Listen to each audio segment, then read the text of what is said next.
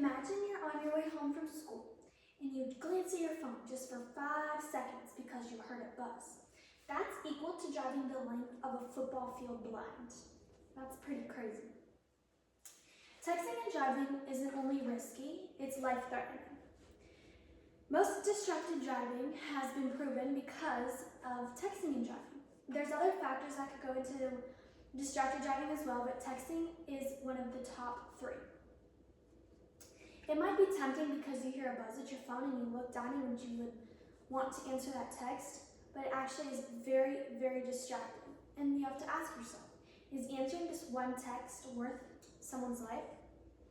Let's break down some of the common excuses that we hear and some of you guys might even use.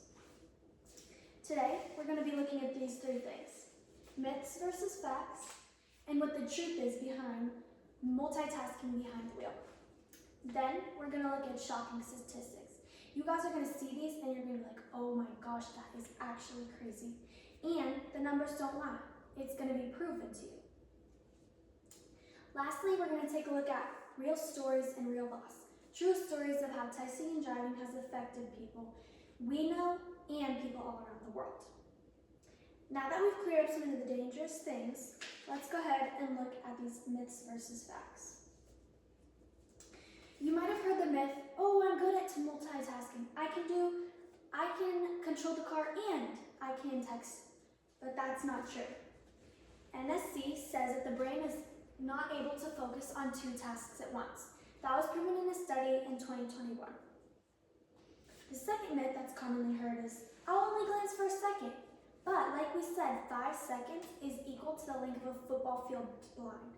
That is a really long period of time that you don't have control of the vehicle because it doesn't have your attention.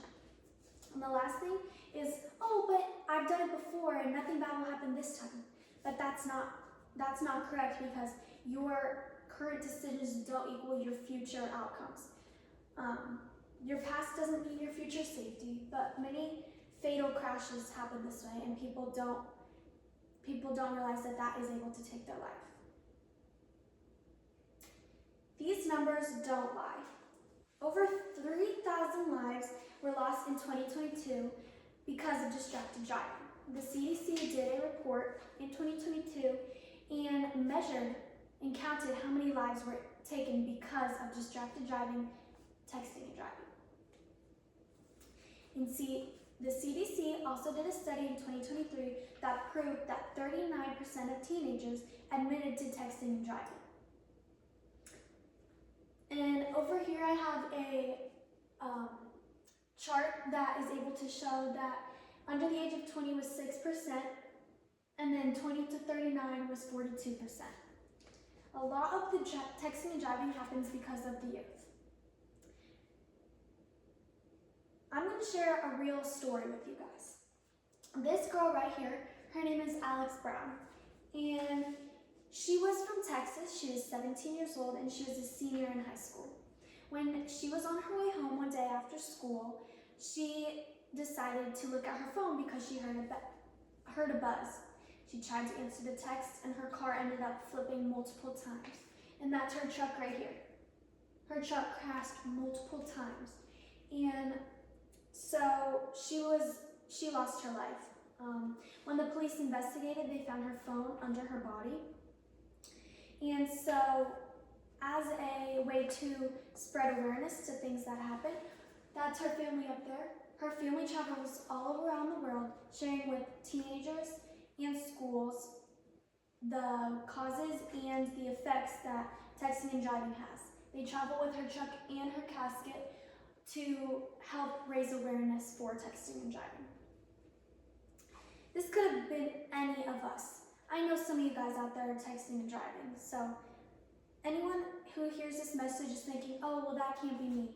Alex didn't think it was going to be her either, but she ended up losing her life because of texting and driving. Will you help us stop distracted driving? All of us have to work together and come together to stop texting and driving. So I have 2 things to ask you. My first one is a pretty big ask, so I don't know how many of you guys are going to raise your hands, but are you willing to never text and drive again after hearing these stories and statistics? Raise your hand if you are willing to stop. I know that could be a big ask for some of you guys because you're used to it. So my second question is, how about turning on Do Not Disturb while you drive? Do not disturb while you drive won't allow notifications to send a sound through your phone, so you won't get the notification until you arrive, which is a great way to start. And, as a reminder, I want to let you know that small changes may end up saving a life. So I want you guys to think about that before you text and drive next time. Okay, I have a few more things to go over. The first one I have is texting and driving isn't just unsafe, but it's selfish. It could be your life or others and others.